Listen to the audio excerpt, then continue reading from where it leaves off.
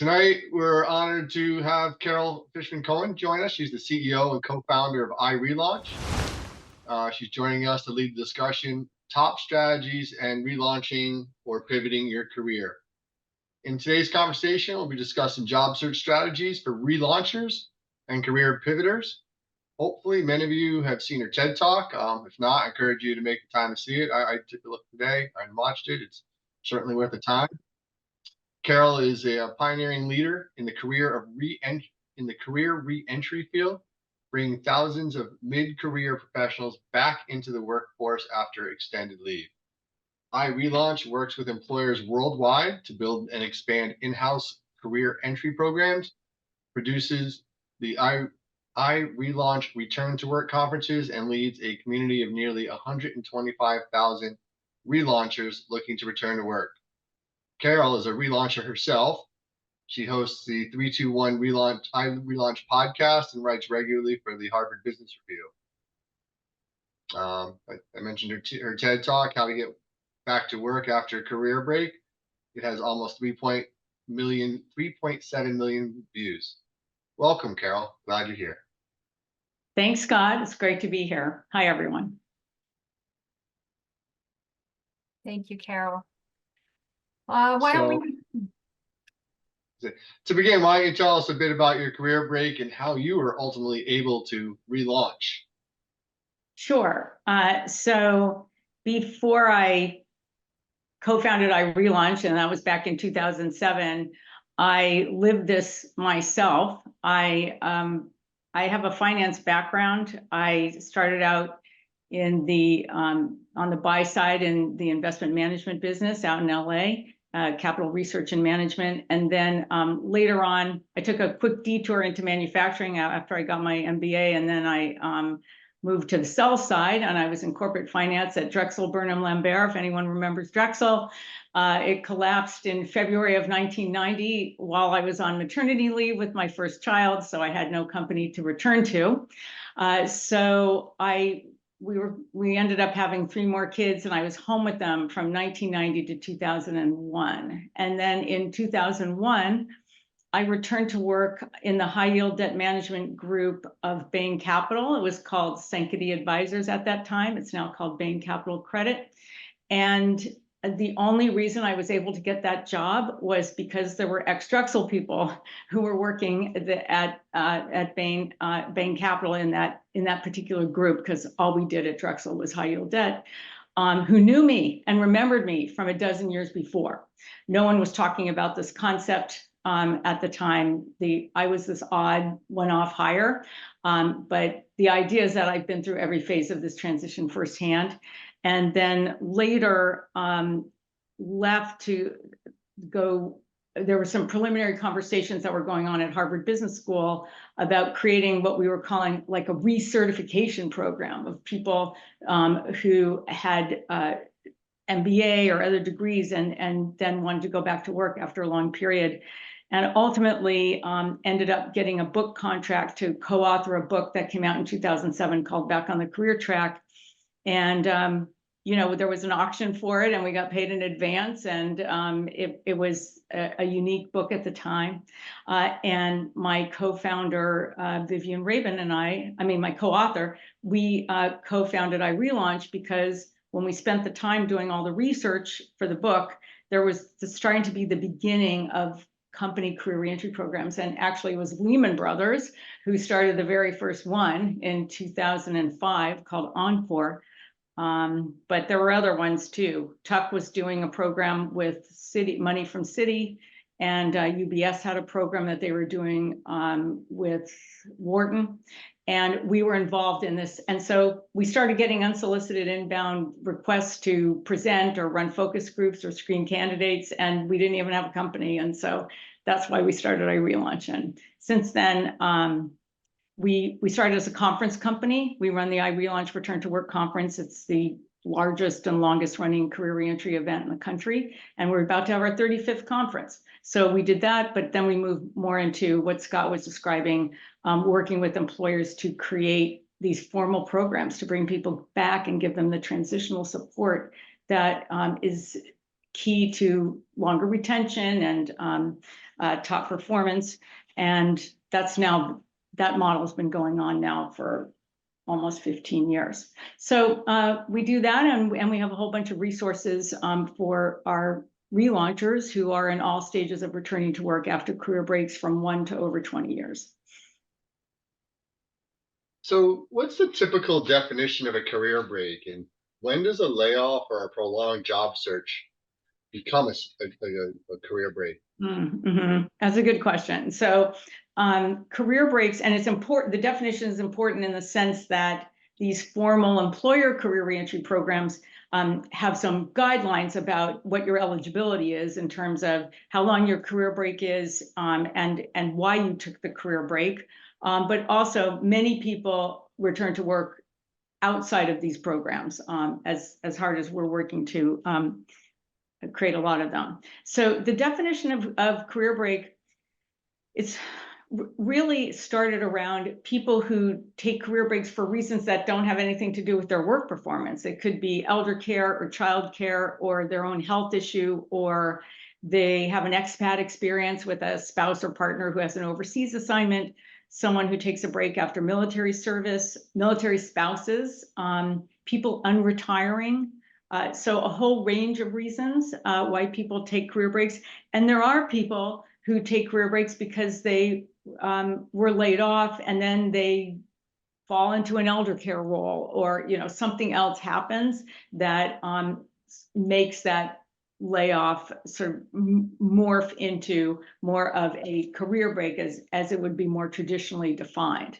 But the strategies in terms of returning are applicable regardless of whether you are on career break because you were laid off or because you had a career break from one of these other reasons. So typically, the corporate programs require a minimum of, it used to be 2 years, and then when COVID happened, a number of them shortened it to 1 year. And it can even include people who consider themselves underemployed. And also, it's not like you have to have all income cut off. If you're you're an adjunct lecturer at a college or a university, or you have a consulting business where you're doing occasional consulting, that would still leave you eligible to apply for and participate in these programs. Okay. So what resources and systems of support are available to people looking to re-enter the workforce or pivot their careers? I know I struggled with that when I tried to get out of nonprofit and get back to for-profit. I struggled. So, and then what happened? Finally, just kept knocking enough doors till somebody answered and appreciated my background. Yeah. Well, in terms of resources, so I'll just tell people, if you want to go to iRelaunch.com, you can see a whole range of resources, but I'll just put them in some categories. So community is really important, to know that you're not going through this by yourself, especially the prolonged job search. In fact, the podcast that we do, it's called 321 iRelaunch. We have about 300 episodes. We have a mini series on the prolonged job search and the impact that it can have on you mentally, emotionally. And we talk to people in detail about what they went through as they went into the depths of a long job search, and then what made the difference and how they came out of it and how they built themselves back up and ultimately were successful. So we get into some pretty frank conversations there. But the other thing that we have are, we have a roadmap with, it's an e-learning tool with 5 stages and 35 steps on returning to work. It's really after a career break, but it pertains to career transitioners and career relaunchers. In fact, about 1/3 of career relaunchers do transition into a different area. And then we run conferences and events. Conference has like a minor price tag again with it, but then like next week, we're doing an information session for Organon, which had spun off from Merck, and it focuses on, I think, medication, cosmetics, and I mean medical cosmetics and other products for women, and that's free. And so lots of times we'll be working with companies, and we're going to be featuring something about a career reentry program that they're starting, and that will be free. And then other times we have the conference where you have to pay, but that's 2 days of content where we talk to employers about what their programs are all about. We have our career coaches who talk about advice and answer questions that people have. And then we also hear from successful relaunchers. So I guess one more thing I'll mention in terms of resources is a lot of the podcasts that we do is when we talk to individuals about how they relaunch their careers in all different fields at all different levels after career breaks from a whole range of different lengths. So we try to cover all the bases there. And we talk about career transition. And I guess one of the things that we'll get into is when you're on career break, one of the distinctive features of it is it turns out to be usually the first time we allow ourselves to step back and reflect on whether we were even on the right career path to begin with, because before that we're just working, so we don't really allow ourselves the time to do that. And some people are very fortunate and they were on exactly the right career path to begin with, and they go back to almost exactly what they left. And other people might have loved what they were doing, but they recognize that whatever that role or career path was is no longer compatible with their life stage. So they might go into something related to it, but not exactly the same thing. And then there are the people who realize they were fulfilling someone else's expectations, maybe their parents, or they just fell into some sort of a career without a lot of strategizing when they were early on. And once they had a couple of jobs in that field, they had a career. And one of the distinctive qualities about people who are relaunching careers who tend to be in their 40s and 50s is this idea that we are more fully formed as people and have a better sense of a more refined sense of where our interests and skills are strongest now, as opposed to when we're younger, and appropriately, we're in more of an exploratory mode. So that's another benefit or byproduct of having a career break when you're in your 40s and 50s is you have the ability to be much more strategic and have a much more self-awareness in terms of what is the right match for you and where you can add excellence and where you at an employer, where you can add value.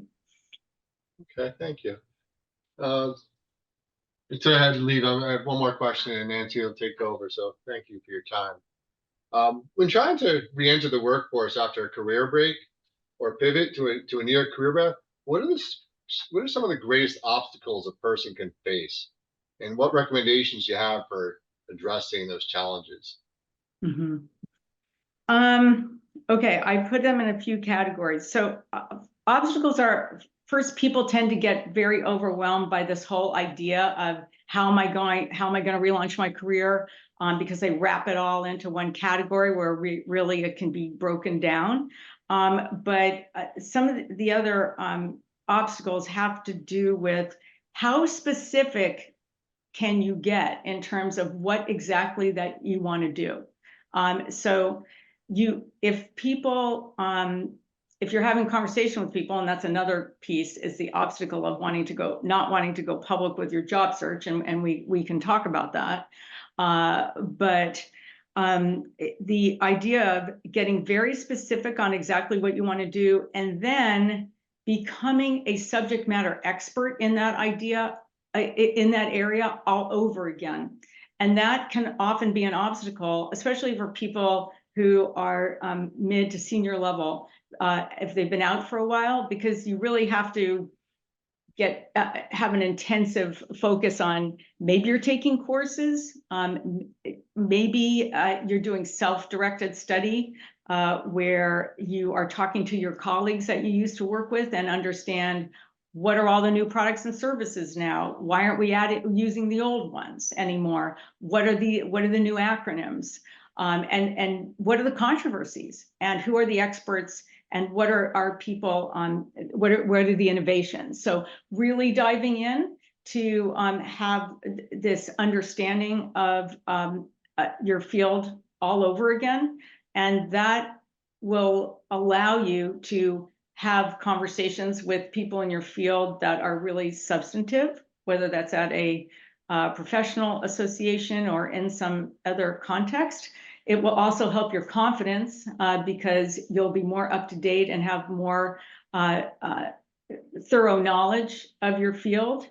And it will, if anyone's worried about ageism, people are going to be more focused on the substance of what you're talking about as opposed to how old you are or how long you've been out of the workforce. So that subject matter expertise piece of it is an obstacle for people because it's hard, but it's required to be successful in your relaunch or your career transition. And we can talk about transferable skills later if people want to.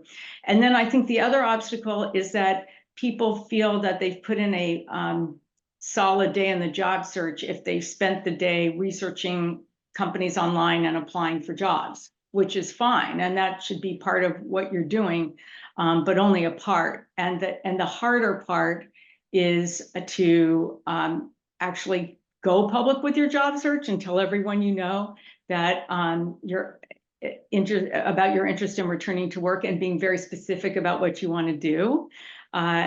Because people are nervous to do that because then they're worried that people are going to check back up on them and ask them, how's the job search going? And if it's been going a while, they're going to feel shame and they're going to feel uncomfortable if they have to have that conversation. So that's why people don't like to go public in the first place, but it's required in order to have lots and lots of conversations that yield the few that are going to lead to an actual job opportunity.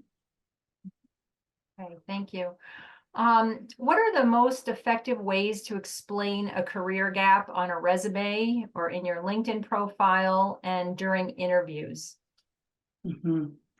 Well, some people might have noticed that I think a couple of years ago, LinkedIn came up with an actual career break category.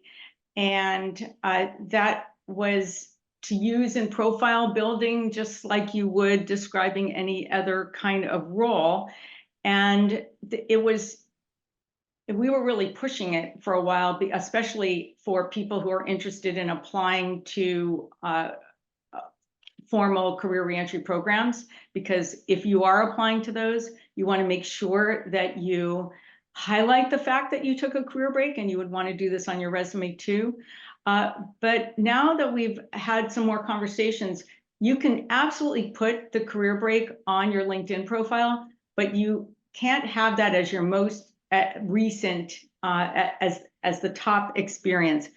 Beyond that, they recommend that you put whatever your role is, and then in the description, put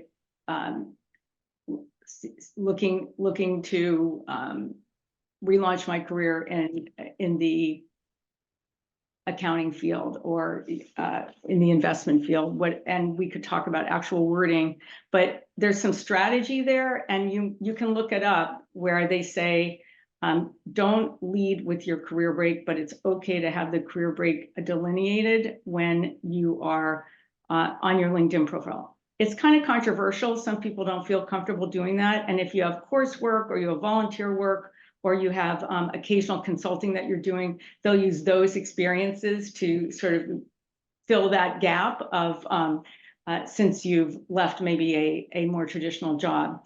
Now, on the resume, if you do lead with your career break, there you can lead with your career break. If you decide you want to, for example, apply to one of these employer programs, which are focused on mid to senior level people to bring back into the organization, then you want to make sure that they know you're eligible. So you want to make sure that you actually write career break for elder care reasons or career break.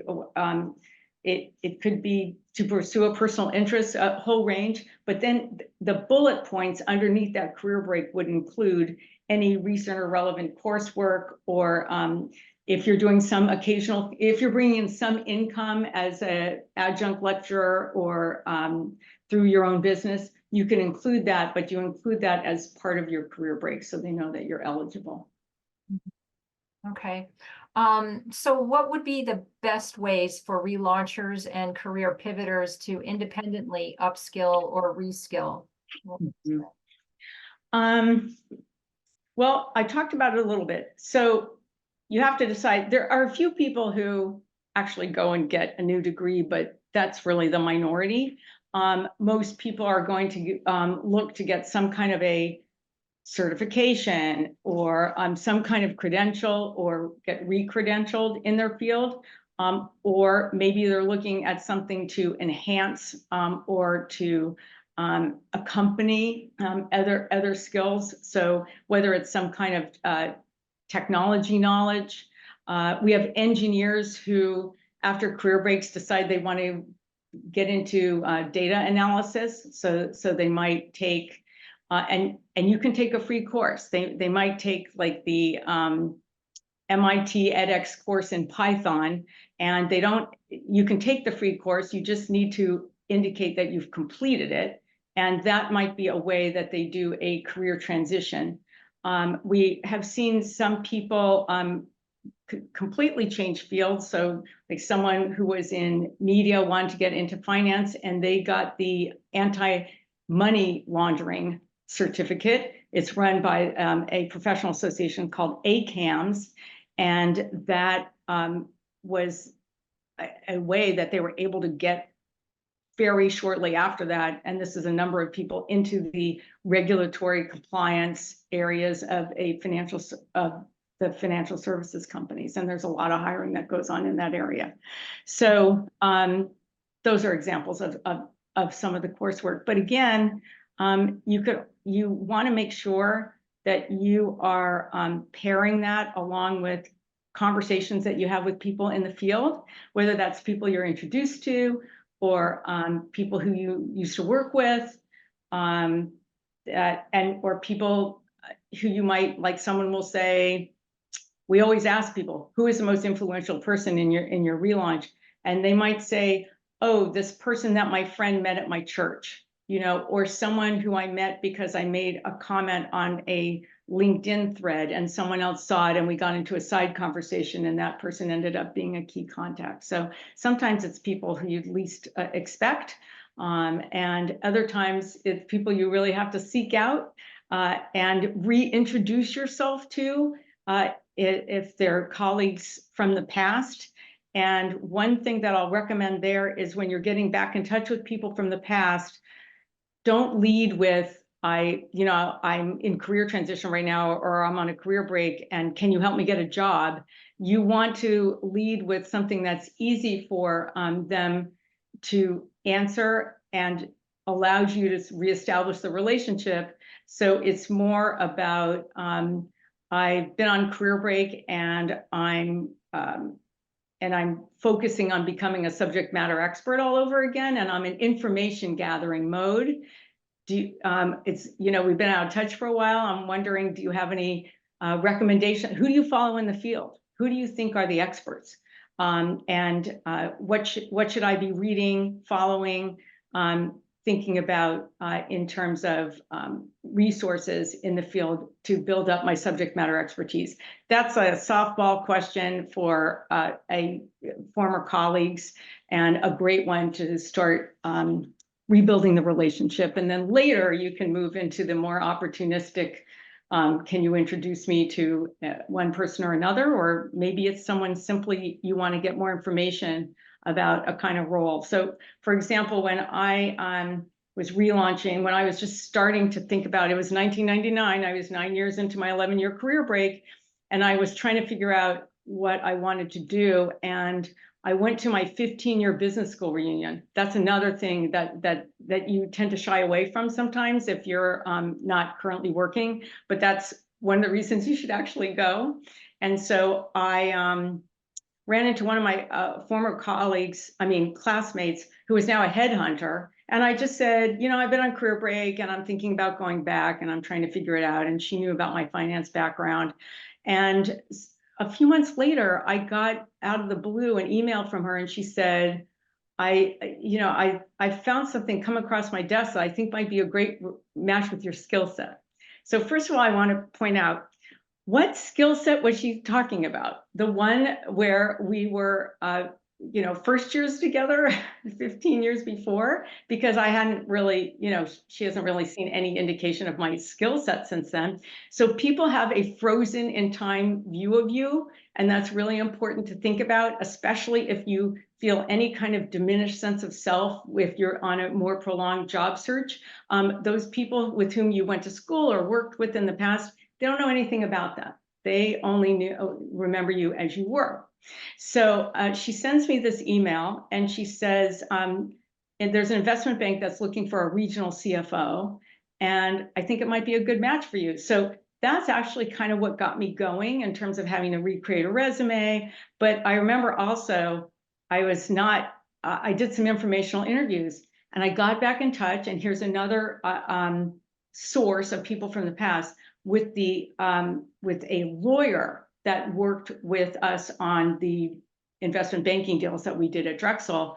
I had been friends with her and I was kind of out of touch, and I got back into touch with her, and I was explaining this, and she goes, "Hey, do you want to?"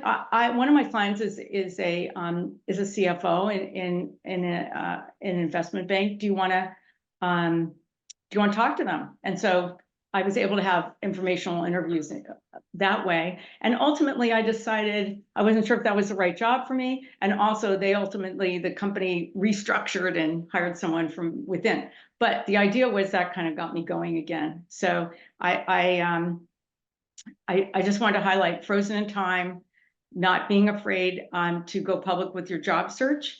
You have to put yourself out there to have a lot of conversations that yield the few that are going to be fruitful.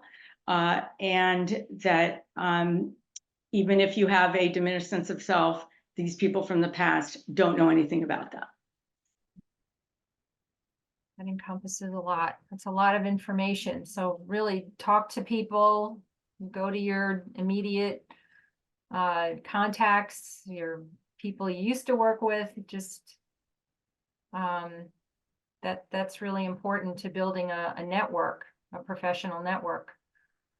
Yeah, and even people who you haven't been in touch with for the last 10 years, you might feel like, oh, they might not remember me, or they're going to be upset with me because I haven't been in touch with them. Just like there's nothing to lose by reaching out. The worst thing that happens is they don't respond, but almost invariably that people will come back and say the person remembered me and it was really great to reconnect. So right. Yeah. Do you have any tips for our audience members who may be disheartened by a prolonged job search? Mm-hmm. Well, I would recommend that you listen to our mini series on the prolonged job search so you can hear from other people what their experiences were. Also, this is part of where community comes in. That don't go through this by yourself, and if you're going through this with other people, we have a private Facebook group at iRelaunch called the iRelaunch Return to Work Forum, and it's private, and you have to answer some questions to get in, which we ask because we don't want people in there who are trying to sell services to our relaunchers. So there's probably, I don't know, 14,000 people in it of our bigger community right now. And it's probably the most active, vibrant part of our relauncher community, but people will put things out there and then other people will chime in and they'll say, this happened to me, or this is how I handle it. And lots of times our relaunchers who then successfully relaunch stay in the group. So they then give advice to people who are earlier in the process. So I'd say community is really important. And I'd say try to set your expectations up front that you have to have lots of these conversations in order to yield a few that produce something. So know that that's just part of the process. You're going to have a bunch of conversations that don't go anywhere. And that's totally normal. And I guess the other piece would be subject matter expertise piece also encourages you to interact, whether you're taking a class or whether you're catching up with old colleagues or you're going to a professional event.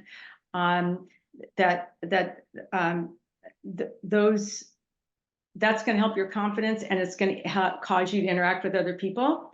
And I guess one other tip I'll bring up in that area is to join Toastmasters. So, you know, the organization where people are trying to become better public speakers, because most of the people in that group are working currently. They're at all different levels, and they have these they have chapters everywhere. And after COVID, they had a whole bunch of virtual chapters, and it's very inexpensive to be part of it. But that's you have more of a built-in community there of people who have a common goal, and you'll just be able to have conversations with them about their work, and then they'll ask you, and that's a good way to broaden your network. So I'll throw that one out there too. That sounds great. Wonderful information. Do you have time for questions from our audience? Oh yeah, absolutely. Yeah, happy to answer questions. Okay, does anyone have any questions for Carol they'd like to ask her? Emily, this is Greg. An observation, and it may be helpful to other people on this in this meeting. The last time I was recruited to a company, I was 61 years old, and I really haven't experienced. It's not relevant now, but I really haven't experienced ageism, and I know it's out there, but I didn't experience it. And the other thing that I wanted to comment on was twice when I got recruited into companies, I was actually in between jobs consulting with them. And it's a great way for a company to get to know you and for you to get to know the company. And it can often result in a permanent, or no, none of them are permanent, but a relationship with the company as an employee. That's an excellent suggestion. And let me just give some context. With these employer career reentry programs, many of them are structured as what they call a returnship, which is a paid but internship-based experience where the idea, it's an intent to hire program. The best programs, and this is a best practice, have an actual open headcount role attached to each returnship with the expectation that the person is going to convert to a full-time employee after, it could be anywhere from 8 weeks to 1 year. Most of the programs are 12 to 24 months. So anyway, though, that about 75% of the programs have this returnship model. But as John, you're pointing out, it was John, are you the one who was speaking just now? No, yeah, okay, you're Greg. Oh, Greg, oh, I see where you're, okay, sorry, I see you now.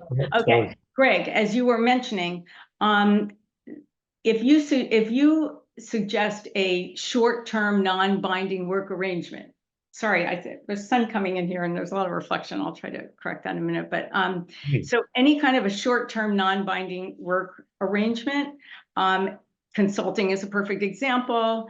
You're working on a special project. You're covering someone who's on leave temporarily. But the idea that the employer can see an actual work sample as opposed to basing a hiring decision on a series of interviews. And that is sometimes makes them more comfortable making a hiring decision. So a consulting project, especially if you're in a situation where you're coming off of a career break and you can tell that the person you're talking to is kind of interested, but they don't know how they're going to sell this idea to their colleagues, you can say, you know, why don't you bring me on for some sort of consulting role, special assignment, and that way you can evaluate me based on an actual work sample instead of a series of interviews before having to make a permanent hiring decision. That might be an easier way to start a working relationship if you think your colleagues are going to be difficult to convince because of my career break. And that's often the case. Sometimes they've never thought about this. It's a new idea. But absolutely, suggesting a short-term non-binding work arrangement is almost exactly the same as what a returnship is, minus the transitional support and the mentoring and some special programming that is involved in these programs. So thank you for bringing that up. Thank you. Anybody else have any questions for Carol? Here. I see something in the chat. Sarah. Yeah. Okay. So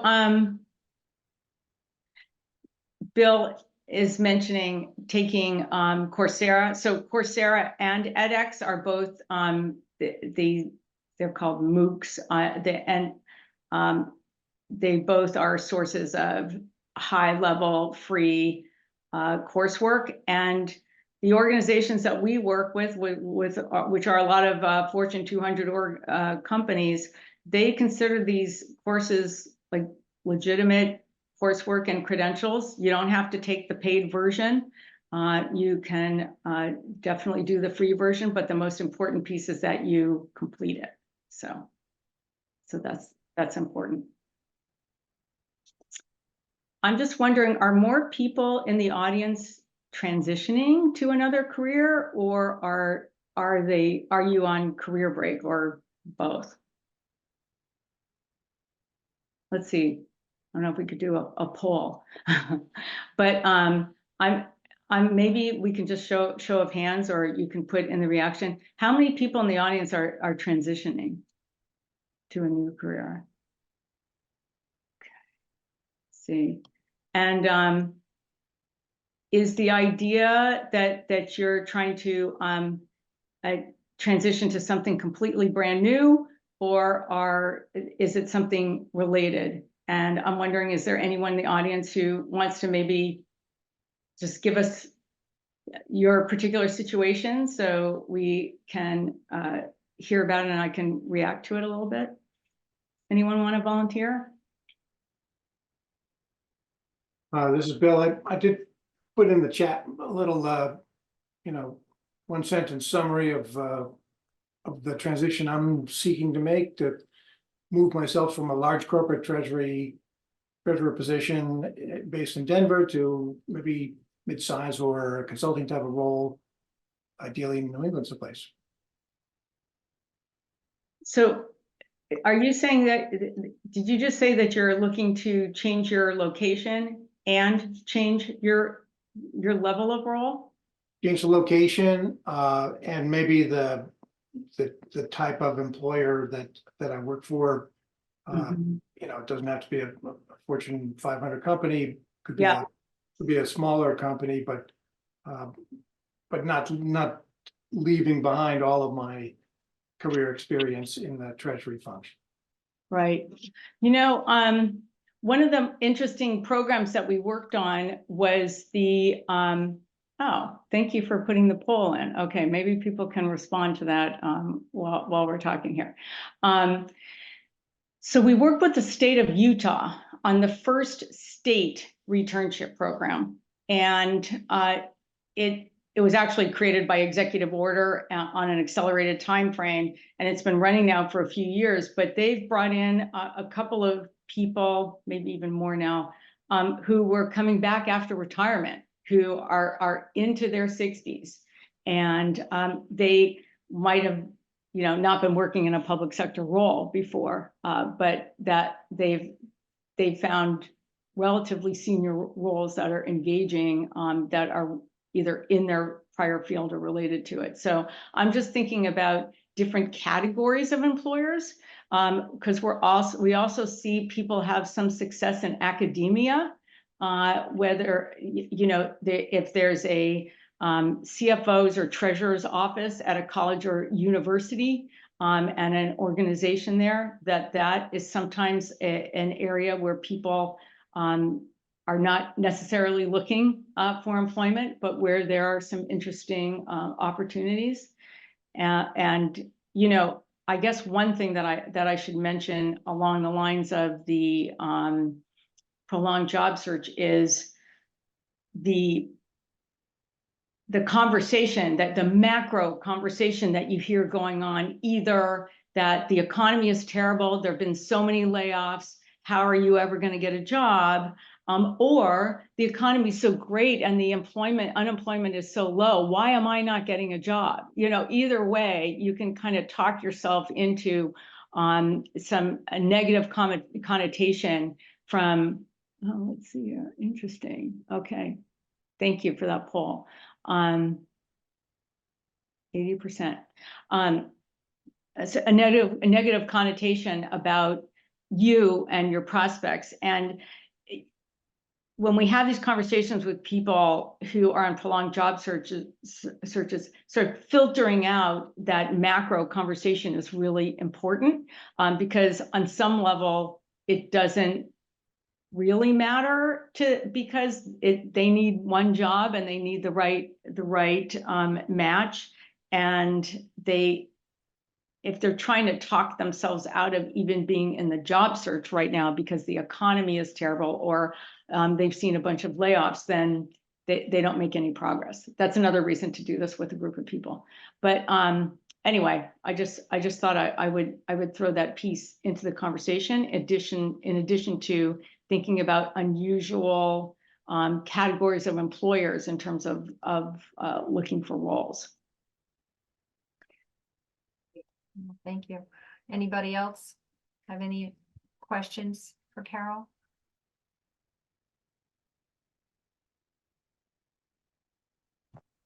Hi, I would like to have a quick question. So right now I'm a business valuator and I work remotely, and I'm trying to get a job as a financial planning analyst. Now, every time I submit my CV to a recruiter, they tell me, oh, but that's not related. Basically, they dismiss my CV because they don't understand what I'm doing. Mm-hmm. Mm-hmm.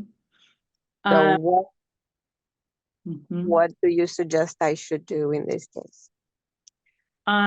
So I'd have to look a little bit more at your exact experience, but I'm just thinking in terms of when you say a financial planning analyst, do you mean a financial planning function in an employer or a financial planner in like a wealth management organization? Like in a corporate setting, an analyst, Mm-hmm. So when financial analyst. I guess I would think about if you have looked, you value companies, that's your background. Yes. So who's been your clients? Are there any particular industry specialties? And can you look in the areas where you've done valuations of particular organization, either that particular company or within that industry, as a first step back in, because then you'll have common ground on that basis? Yeah, unfortunately, I can. The company I work for, it's in Europe. So most of the companies that I do value, they are in Europe.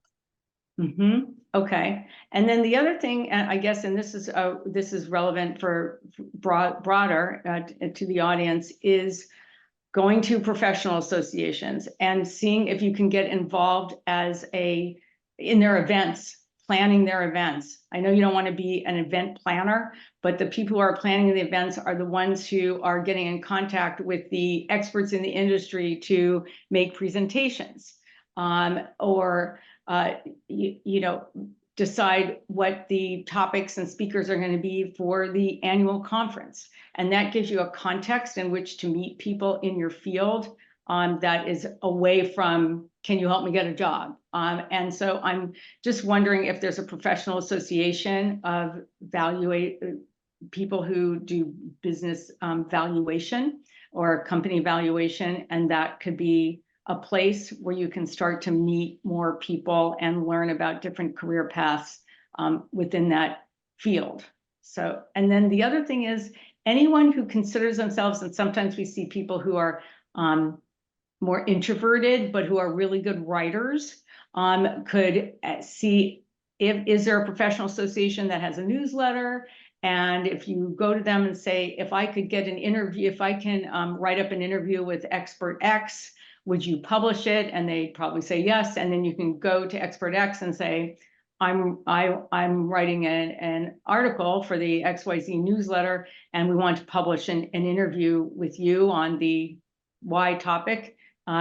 Would you be willing to do that? And most of them will. And then you have interacted and met someone in the field who, through your writing, also in a context where you're not asking for a job. And I guess that's another place where you can meet people besides going to Toastmasters. Go to professional association or university lecture series that bring in people who are giving a talk in an area that you want to transition into. And first, you know, if you don't want to put too much pressure on yourself, you're just going to go and listen to the talk or meet the person next to you. But ultimately, if you want to go because you want to meet the speaker, go early and come in while the person is setting up. And then you're more likely to be able to have some kind of an interaction with them versus if you're at the end and then everyone's on a big line and it's different. So that, and then also you will meet other people in your field or in your the field you want to transition into if you are attending these university lecture series or these professional events. And now that things are, there are a lot fewer, there are a lot more in-person events, you have that ability to be in person as opposed to having the more virtual relationships. Virtual relationships are still great, but this is an extra dimension for you now that we're out of COVID. Perfect. Thank you. Those are great ideas. Anyone else? Oh, hi. Yes. You spoke about taking courses. We've all got financial backgrounds here. Are there any particular financial skills that are in really short supply, and taking a course would really increase our ability to get back into those kind of roles? I mean, I'm thinking off the top of my head that there's a lot of dashboard.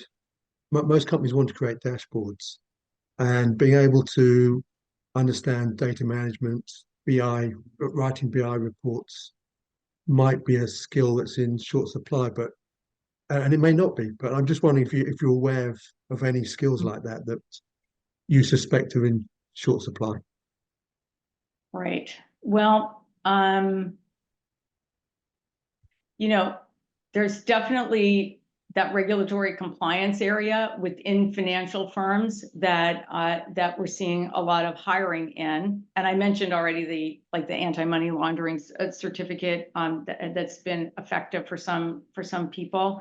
But I think some of this is, if you're talking about like dashboards and data management, that's really getting into a field that's adjacent, you know, to your core finance skills.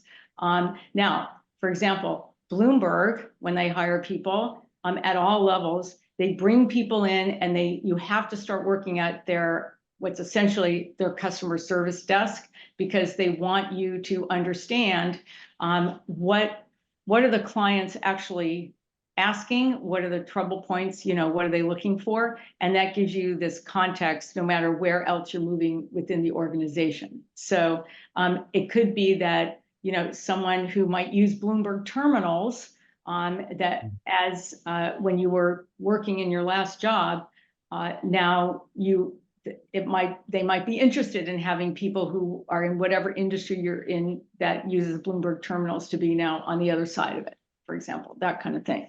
But in terms of coursework, I guess I would be more focused on, well, when you say finance, you know, it's so broad, and it depends on exactly where you think you're going to be either returning to or moving into. But is there another credential that you could get that's meaningful? Is there an advanced course that you can take in your area that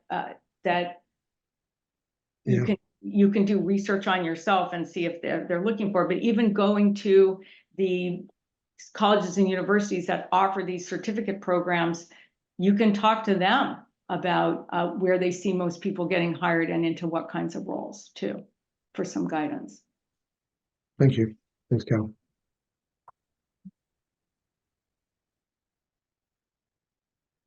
Yeah, one more thing, Chris, that I would add is to look on LinkedIn for the people that have the role that you want to get. Like whether it's your dream job or, you know, the job that you're hoping to move into, see who is in that kind of a role and then see what their career path looked like. And that might also be helpful in terms of, you know, what kind of coursework did they do? What kind of jobs did they have along the way? Got it. Yeah. Thanks very much. Thank you.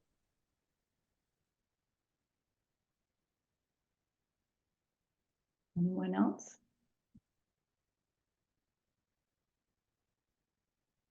Oh, do I see? Oh, no. Oh, Nancy, any last questions that you have there?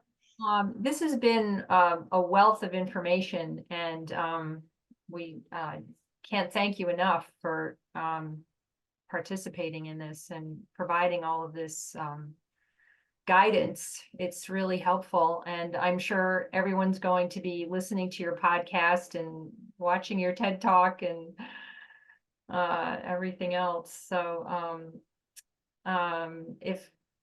if anyone has any other questions for Carol, please ask.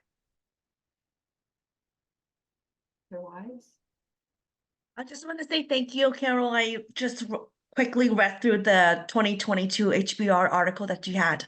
It was good to see that the stat that you posted, which is, was it 40% of Fortune 50, Fortune 100 companies have a returnship program. So this is really, really good context for people who are maybe in a transition longer than they expected, which in part is just due to the macro environment. So this is reassuring. I'm in several networking groups, and I'm sensing that the sense of disappointment.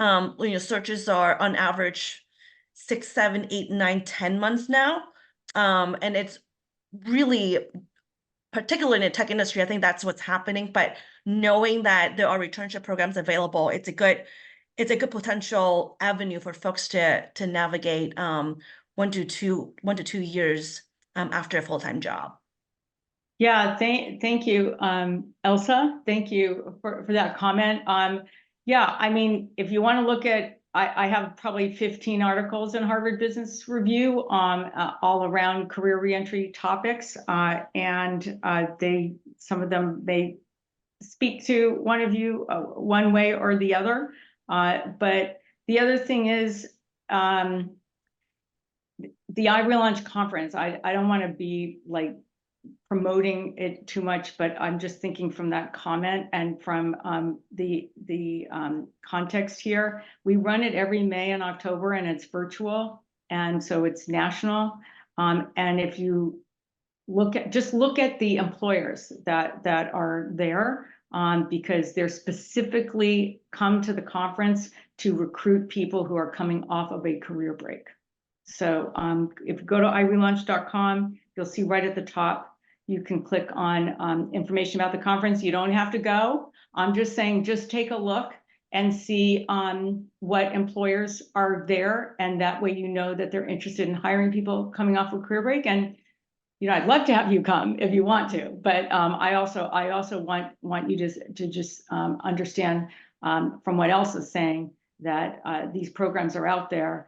And if you think about our value as relaunchers, we talk about how we have great work experience, we're educated, we're in a stable life stage, we have a mature perspective, we're not trying to find ourselves in an exploratory mode anymore. We've worked already. So we have worked with multi-generational teams and different personalities. We've faced work deadlines. We know what that is like. And we know ourselves better. We've lived more life.